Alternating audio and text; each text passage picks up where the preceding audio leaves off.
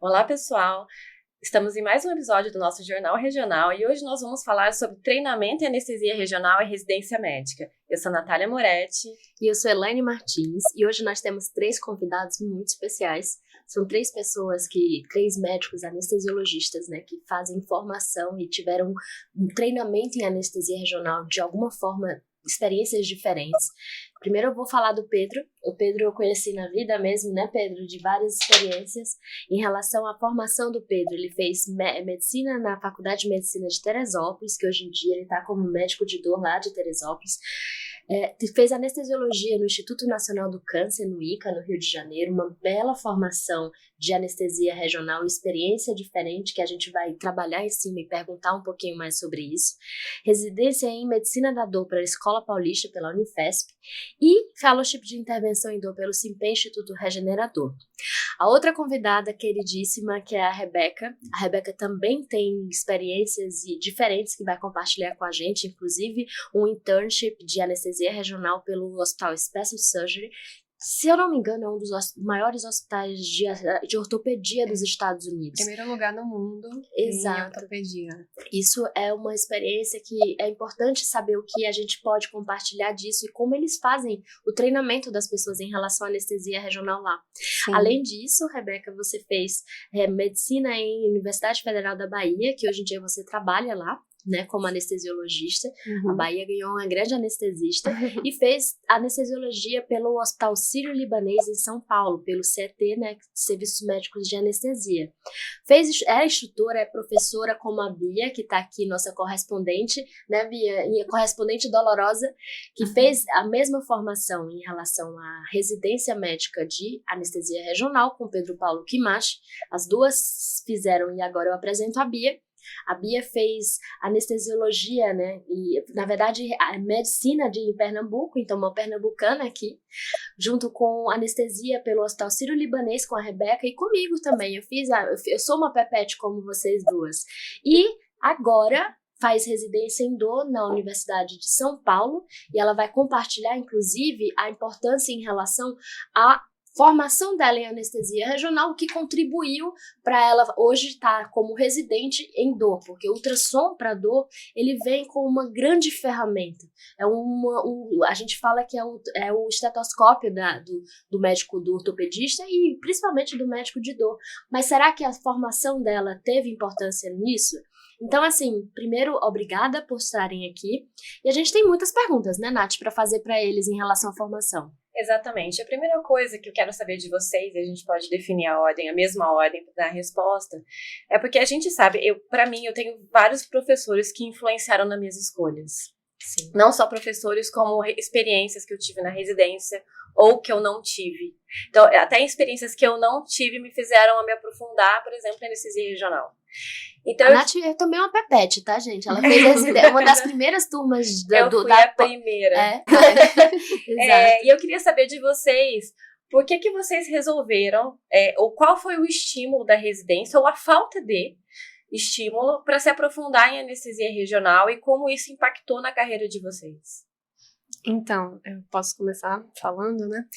A gente sabe que a anestesia regional é uma área que cada vez vem se tornando mais e mais importante, né? Principalmente a partir da década de 90, aí com o uso do ultrassom. O ultrassom já existia, mas ele começou a ser usado com mais intensidade para anestesia regional a partir da década de 90. Então, a anestesia regional vem crescendo bastante desde então, e a gente tem que acompanhar esse crescimento, né?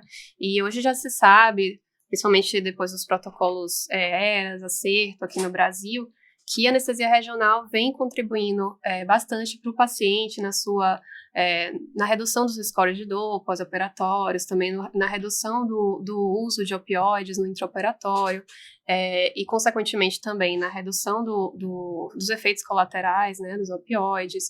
Vem melhorando também a recuperação pós-operatória do paciente, o paciente consegue uma alta mais rápida, então a gente já sabe todos os benefícios da anestesia regional e faz parte do nosso currículo básico, né, hoje em dia.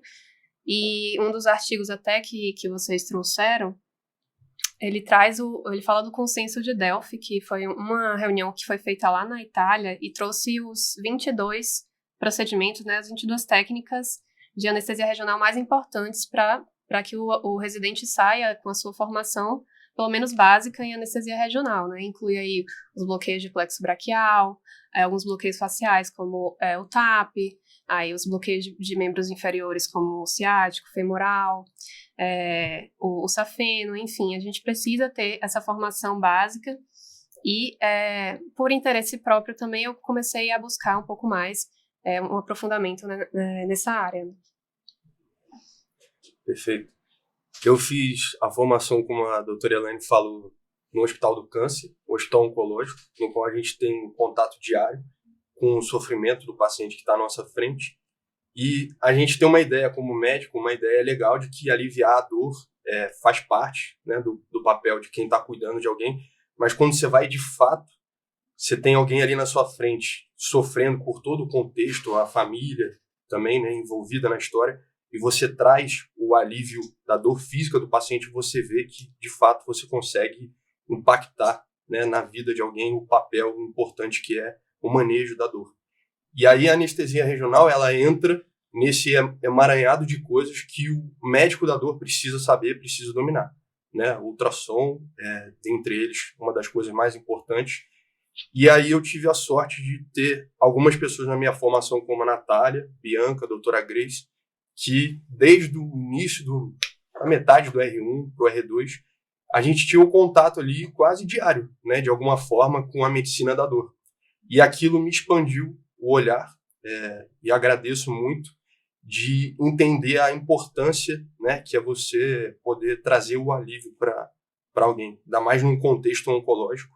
Né, a gente sabe que ninguém entra ali no INCA para operar, para fazer algo estético, para um benefício, às vezes, pequeno, né? Na verdade, a maioria está ali buscando esperança ou já nem tem mais esperança e está ali para tratar de modo paliativo. Então, eu entendi que a dor era algo muito importante a se entender, a se aprofundar. Bia? Vamos lá, Bia. Eu acho que talvez uma das partes mais encantadoras assim da anestesia regional é que ela não só viabiliza um pós-operatório com menos dor para esse paciente, então o paciente tem mais conforto, ele pode começar a reabilitar o quanto antes, a fazer as sessões de fisioterapia, e ele tem uma boa experiência decorrente disso, como também ele viabiliza a realização de procedimentos com menos efeitos sistêmicos. Então, quantas vezes a gente assistiu no centro cirúrgico pacientes muito frágeis, idosos frágeis, que precisavam passar por uma fixação, uma osteossíntese de fêmur que fosse, e uma raquianestesia naquele paciente talvez não fosse ser tão vantajosa por conta de todos os efeitos sistêmicos relacionados, mas graças à anestesia regional, o paciente consegue realizar o procedimento com segurança e com conforto no pós-operatório. Então, eu acho que a anestesia regional, ela é brilhante. Ela permite que a gente consiga realizar procedimentos que antes a gente não conseguiria, ou conseguiria graças, assim, a despeito de uma mortalidade maior. E tem outra coisa também, que é já, né, falando da questão da dor, já que eu também sou uma futura dolorosa. Quando eu estava rodando dor lá no Sírio, com o Dr. Vitor Mello, que também foi um ex-residente do Sírio, hoje em dia é médico da dor lá. Sim, queridíssimo. Nós conseguimos, queridíssimo, uma sexta que eu estava com ele, nós realizamos alguns procedimentos em pacientes, isso já se utilizando de procedimentos que são correlatos entre a anestesia regional e entre a dor, para trazer conforto. Então, graças à anestesia regional, a gente extrapola esse período de cuidado perioperatório e consegue também levar conforto para outros pacientes. E, como falei, assim, existem muitos procedimentos que se sobrepõem, tanto para dor como para medicina, como para anestesia regional, e por isso que eu acho que é fantástico. Concordo com você, eu acho fantástico em relação a toda a parte de treinamentos, né, importante demais. Mas para vocês, assim, quais os componentes que fizeram o treinamento, o que vocês acham essenciais no treinamento de anestesia regional durante a residência médica? Vocês acham que o número de procedimentos é muito importante para você ter proficiência em anestesia regional como residente? Por que eu estou perguntando isso? Porque eu sinto nos residentes, às vezes, uma angústia muito grande de ter mão, de pegar mão, de fazer um monte de procedimento para conseguir ter essa angústia, vocês consideram uma angústia saudável e real? Vocês acham que quais os principais, o que é essencial para aprender anestesia regional na residência? Queria complementar essa pergunta, porque assim, o Pedro e as meninas tiveram realidades completamente diferentes em relação à anestesia regional. Elas vieram de um serviço de anestesia, onde a anestesia regional é um dos carros-chefes, né? A gente tem uma pós-graduação de anestesia regional no Sírio-Libanês. Enquanto que no hospital onde o Pedro fez a residência, a gente tinha, sim, uma base de anestesia regional forte, mas, de fato, exatamente, a gente não... Eu fazia parte, na época, desse serviço, então a gente não tinha um apoio institucional de realizar uma sala de bloqueio, ou então um treinamento contínuo. É bem diferente. Então, eu queria saber como é que essa diferença também impacta, inclusive na angústia. Sim. Né? E de fazer o procedimento.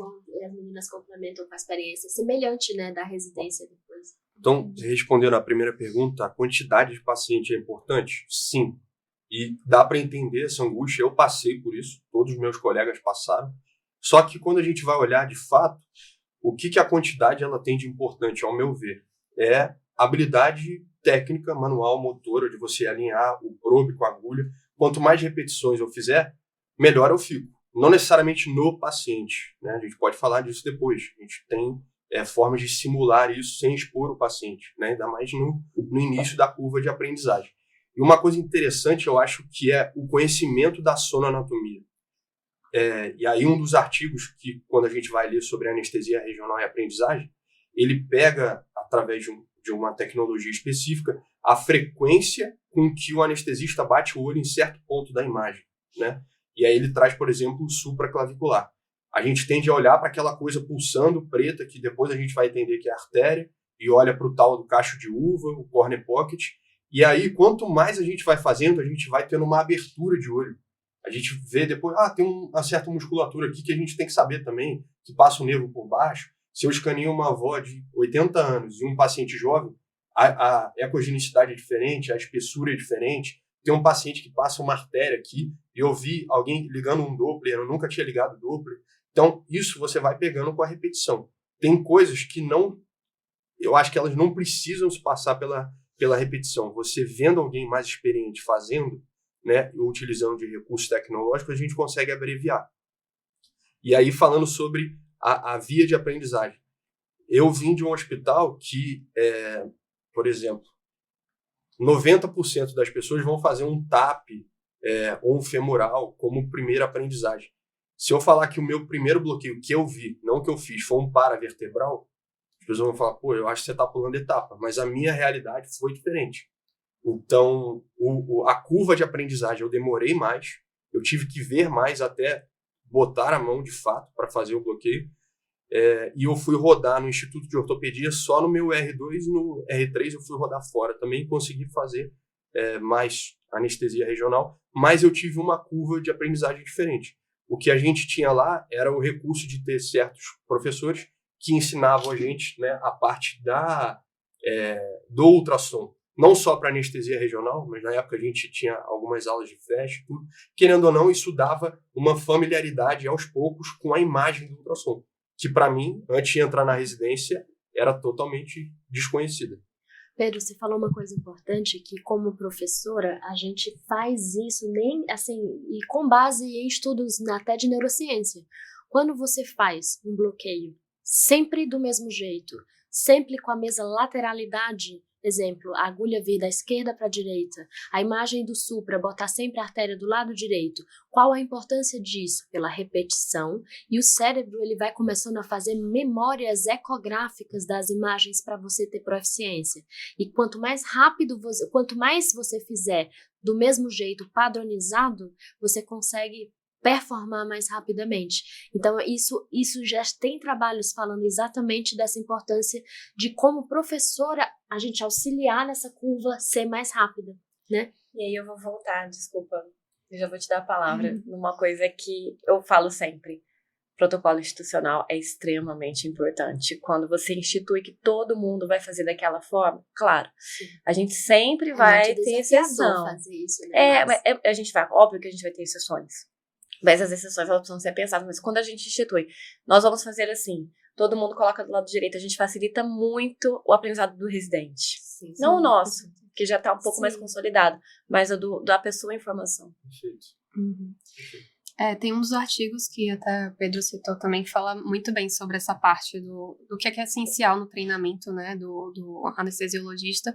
Isso eu tive essa experiência também como aluna e agora um pouquinho como professora também.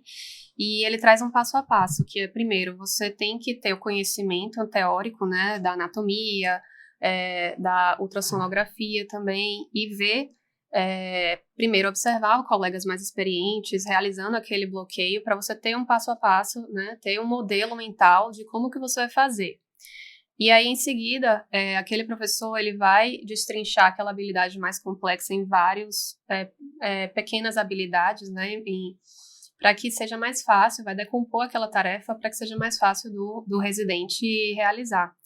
E aí depois a gente vai para um ambiente simulado, vai escanear, né? A gente fazia isso muito lá no Sírio, né? Era, todos os residentes do PEPA estavam toda hora cheio de gel, né? Todo mundo cheio de gel, se escaneando e treinando sobre isso. Conhecendo a anatomia um do outro, as variações anatômicas. Depois a gente também pegava o Phantom, né? Um modelinho ali de gel, a gente vai treinar o agulhamento, o alinhamento, a coordenação, como o Pedro falou também, né? Do ultrassom, que a gente tem que fazer movimentos em 3D, enquanto a visualização ali é em 2D. Então, tem que treinar bastante essa coordenação, a visualização da agulha.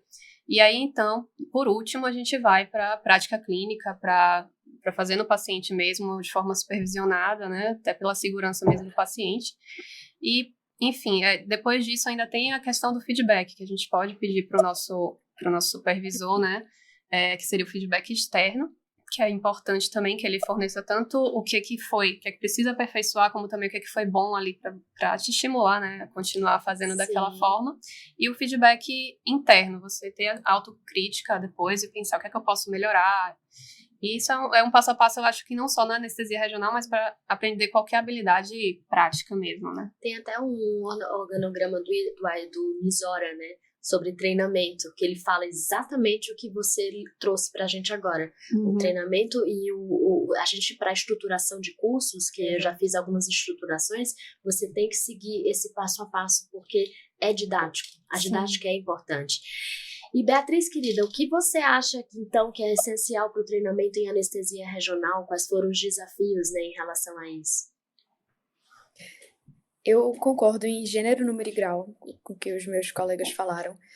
Eu acho que, inclusive, um dos artigos citados foi um que eu li também, pré-podcast, que fala justamente sobre isso, onde eles até, na verdade, compararam, né, métodos de ensino, de educação e treinamento voltados para anestesia regional e medicina da dor aguda, né, voltado para a medicina da aguda, e o treinamento com ultrassom, onde eles falam mesmo que é esse treinamento onde se tem um mentor guiando, realizando correções, dando esse feedback, é muito mais efetivo na curva do aprendizado. E lá, dentro do Sírio, né, dentro da realidade da nossa residência, a gente tem inúmeros mentores, porque, felizmente, é um serviço onde muita gente sabe anestesia regional muito bem e que eles conseguem fazer essas correções e ir nos polindo ao longo dos anos. Então, a nossa experiência no R2 é totalmente diferente da nossa experiência no R3. Isso porque a gente tem a oportunidade de viver mais anestesia regional durante essa transição de um ano. A gente consegue se aprofundar, a gente consegue estudar mais sobre anatomia. Se torna mais como eu posso falar, um estudo mais familiarizado, sabe? E eu acho que talvez a principal dificuldade seja a variação anatômica, seja como eu posso falar, nós precisamos realizar alguns procedimentos, principalmente quando esses procedimentos precedem a cirurgia, de uma forma um pouco mais rápida. Então, às vezes, a gente gostaria de passar mais tempo escaneando aquele paciente que tem uma anatomia um pouco diferente, debatendo aquelas estruturas anatômicas, mas, infelizmente, ali, pelo decorrer, pelo andar, né, do centro cirúrgico, a gente não consegue tanto naquele momento. Então, mas assim, isso também não se fica perdido, porque posteriormente a gente acaba sempre discutindo com o PEPA ou com o chefe que estivesse conosco sobre aquele caso específico. Mas eu acho que esse é o maior desafio, às vezes naquelas situações ali pré-operatórias, você ter, como posso falar, a agilidade necessária e também essa variabilidade anatômica, porque quanto mais a gente faz, com mais pacientes desafiadores a gente se depara. E sempre Pepa fala, né? Esse é um caso desafiador. Esse é um bloqueio desafiador. E realmente tem muitos que são muito difíceis. Essa é uma coisa, esse ponto muito importante, né? Quais os desafios? A Bia trouxe pra gente o maior desafio que ela teve, né? Que é a parte de agilidade para conseguir até fazer, às vezes, o bloqueio. Porque começava a enrolar, a gente era papado, né, Bia? O desafio, eu não sei se você também concorda, Rebeca, Sim. que a gente tinha, às vezes eu me concentrava para não perder um bloqueio.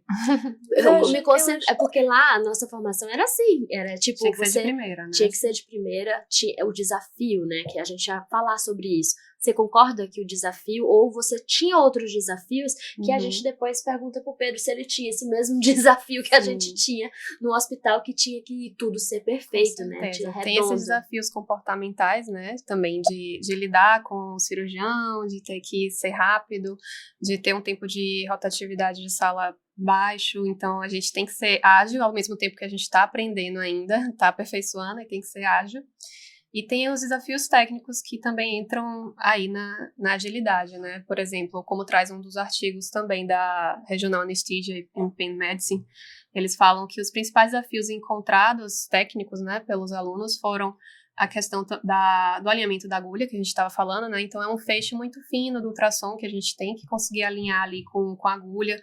Tem que conseguir encontrar a ponta da agulha e, ao mesmo tempo que você vai avançando com aquela agulha, você tem que acompanhar a ponta, não pode perder a ponta. A importância dos phantoms, do presunto. Exatamente. Se não tiver pega um presunto, ultrassom e fica treinando tudo. Por isso que é importante todo aquele treinar passo no a passo, paciente, né? Que a gente falou. Então, não pode ir direto no paciente. Então, porque aí a gente pode também ter algum tipo de lesão, né? Algum prejuízo para o paciente. Então, é difícil até pra gente ensinar. Se você não tem esse cuidado durante a residência de ficar treinando agulhamento, mas não é um paciente, é um phantom, é um frango. Cara, isso vai ajudar a gente conseguir te fazer um paravertebral, por exemplo, né? A Nath tá com o olho assim. Eu tô pensando, eu parei no paravertebral, brincadeira, mas é porque eu falei assim, gente, foi o primeiro bloqueio que a gente apresentou pra você, foi paravertebral.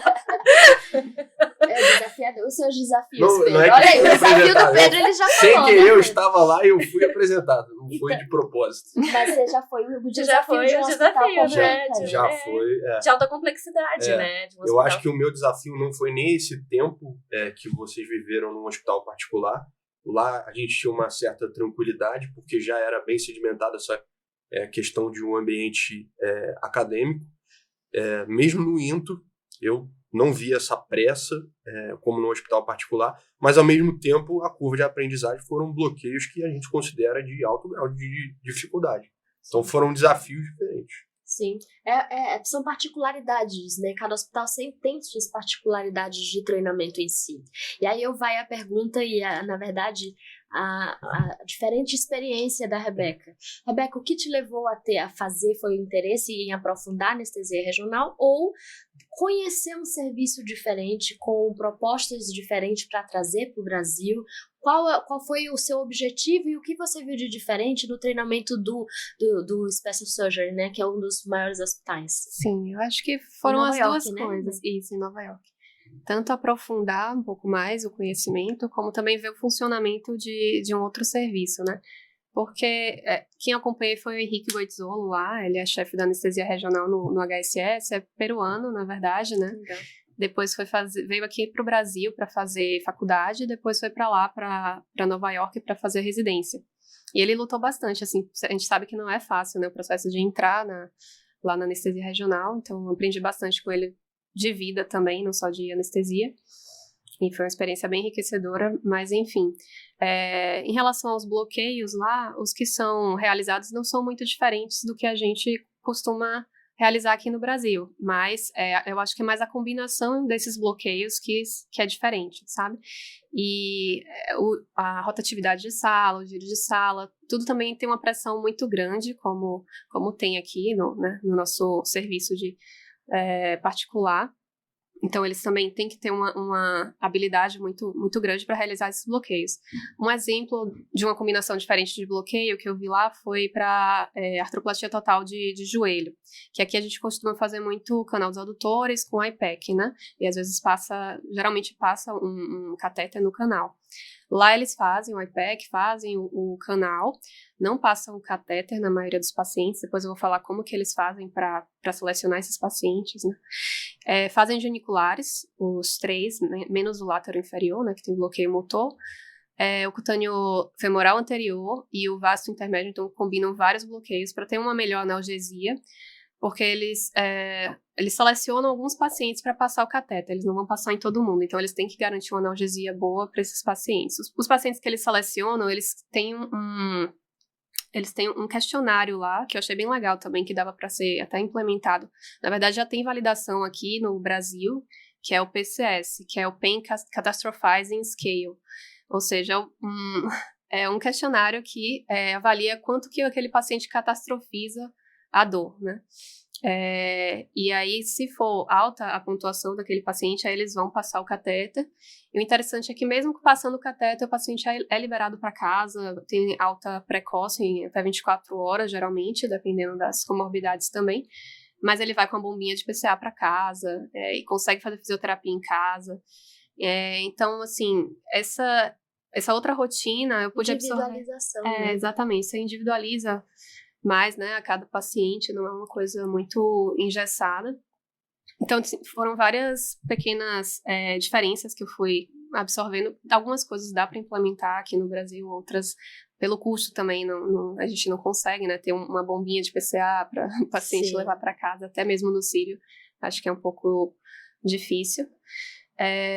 Bom, outra questão também que eu gostei foi que eles, principalmente no prédio de ambulatorial, eles conseguiam fazer o bloqueio antes de entrar na sala, né? Então, assim, você tinha sala de bloqueio? Não era era na RPA mesmo, mas eles conseguiam fazer aquele bloqueio com mais calma e depois mandar o paciente para a sala.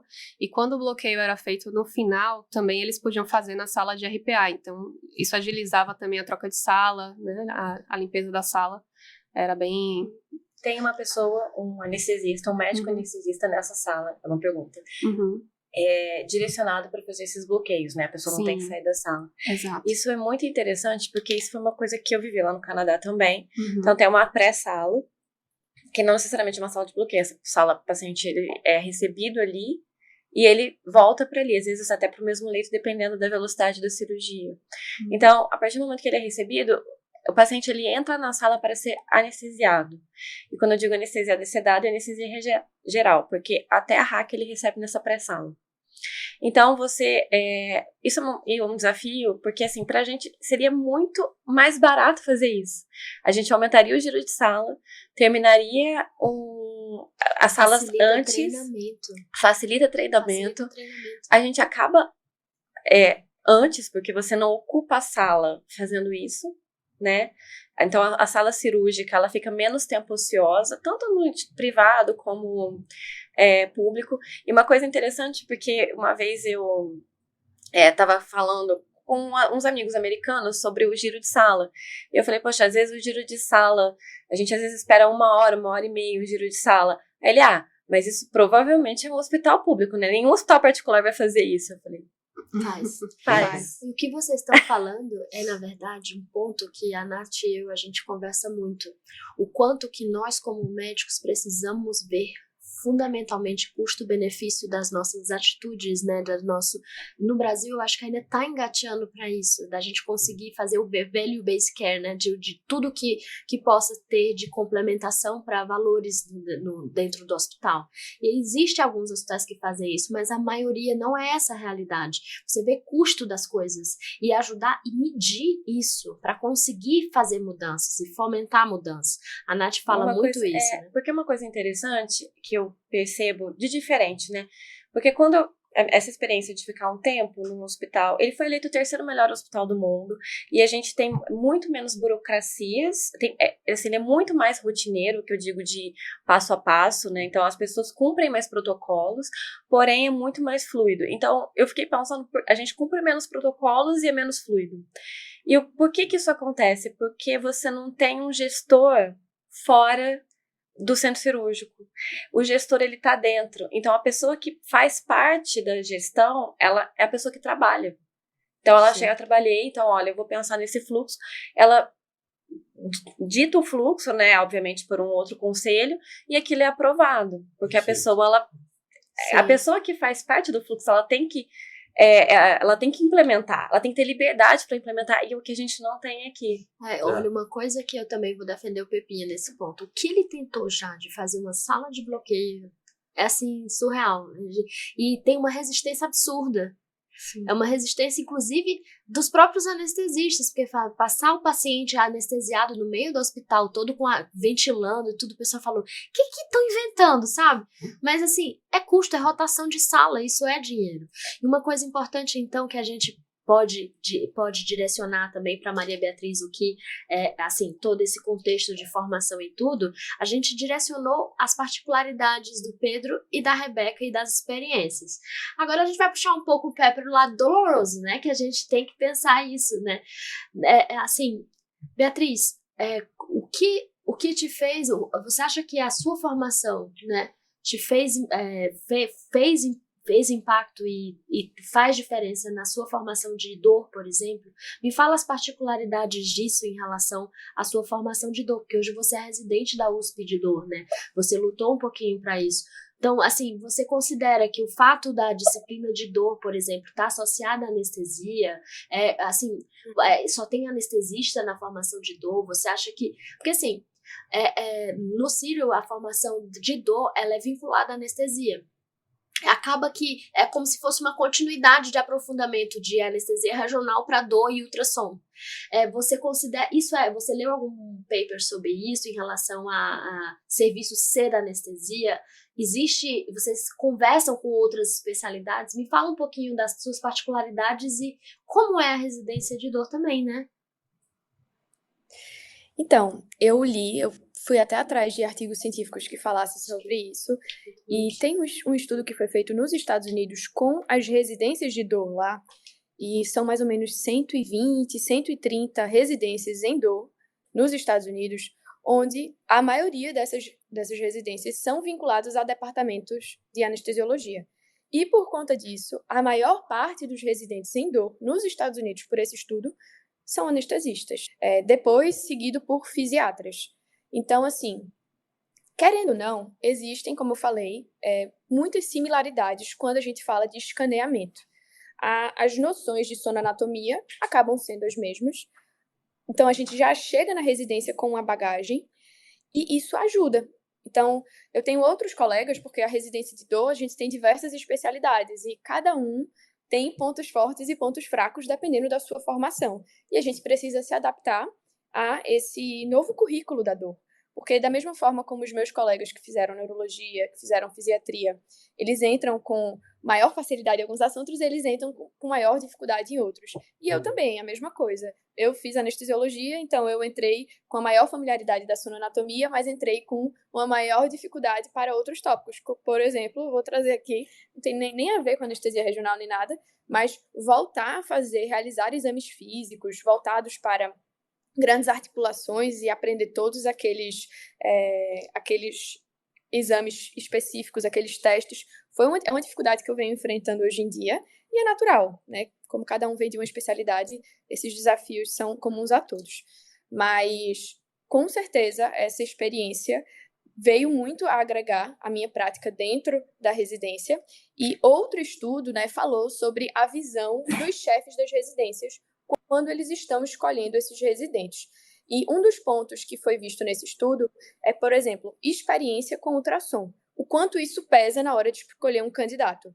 Eles colocaram que essa experiência com ultrassom tem um peso de médio a elevado na hora de escolher um candidato.